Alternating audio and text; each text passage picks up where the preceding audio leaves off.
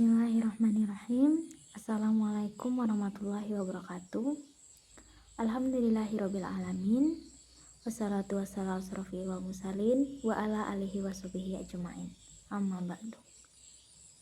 Pertama-tama kita panjatkan puja dan puji syukur atas kehadirat Allah Subhanahu wa taala, Tuhan semesta alam yang melimpahkan kita rahmat, taufik dan hidayahnya kepada kita semua, sehingga kita senantiasa diberi keselamatan dan kesehatan. Yang kedua, tak lupa pula kita sanjungkan salawat serta salam kepada junjungan kita Nabi Muhammad SAW beserta keluarga, para sahabat dan pengikutnya yang setia. Beliaulah yang membawa kita dari zaman kegelapan dan kebodohan, yaitu zaman jahiliyah, menuju zaman cahaya ilmu dan keimanan, yaitu zaman Islamnya. Semoga dengan seringnya kita bersalawat kepada beliau, kelak kita mendapatkan syafaatnya di yaumul qiyamah. Amin, amin ya rabbal alamin. Hadirin yang dirahmati oleh Allah Subhanahu wa taala, dalam kehidupan sehari-hari kita sering mendengar kata akhlak mulia.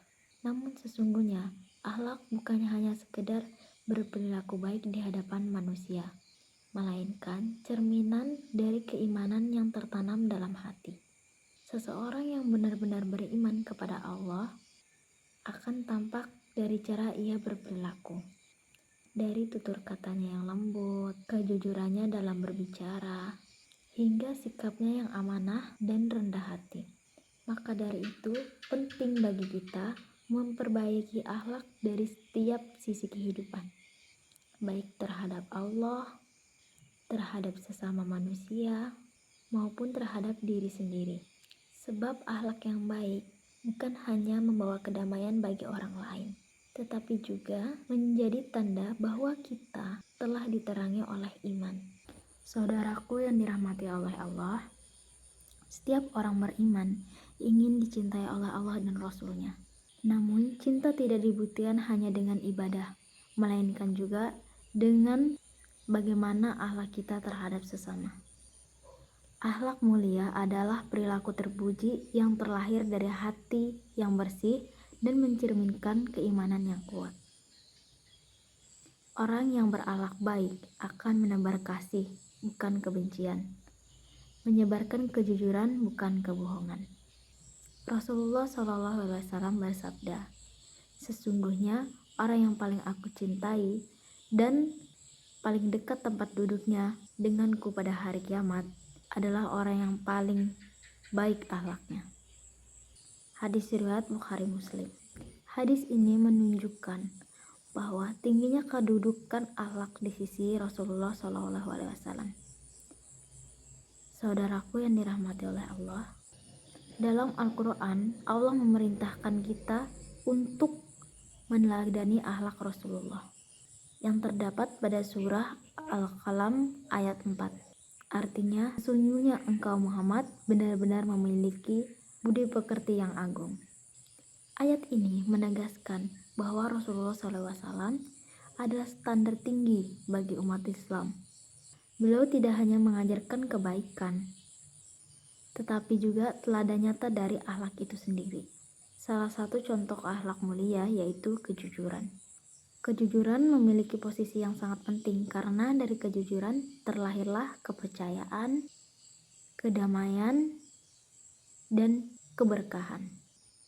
Sebelum diangkat menjadi nabi, Rasul dikenal dengan sebutan Al-Amin, yang berarti orang terpercaya. Beliau dikenal dengan jujur dalam perkataan dan perbuatan. Pernah suatu ketika beliau berjualan di pasar. Ada sedikit barang beliau yang kualitasnya kurang baik. Beliau tidak menutupinya, malahan beliau menjelaskan kepada pembeli jika tetap ingin membeli barang tersebut, maka akan beliau kurangi harganya. Dan apa yang terjadi? Orang-orang semakin percaya terhadap beliau. Karena kejujuran beliau, banyak orang yang ingin berdagang dengan beliau. Mereka tahu Rasulullah tidak akan pernah menipu, meskipun ada peluang untuk melakukannya. Dari sini kita belajar, kejujuran tidak merugikan, namun di balik kejujuran ada keberkahan yang Allah turunkan. Saudaraku yang dirahmati oleh Allah, berakhlak mulia tidak datang begitu saja, tapi ia tumbuh dari hati yang beriman dan rasa takut kepada Allah. Mulailah dari hal-hal sederhana, seperti jujur dalam berbicara, amanah dalam bekerja, menjaga lisan agar tidak berbicara buruk tentang orang lain.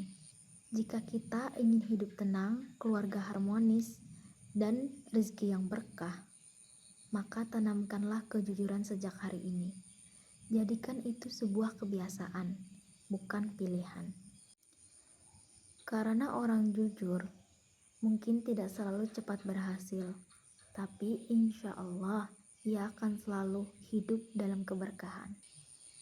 Semoga kita tergolong orang-orang jujur, amanah, dan berakhlak mulia, sehingga kelak kita dapat tempat duduk dekat dengan Rasulullah di akhirat.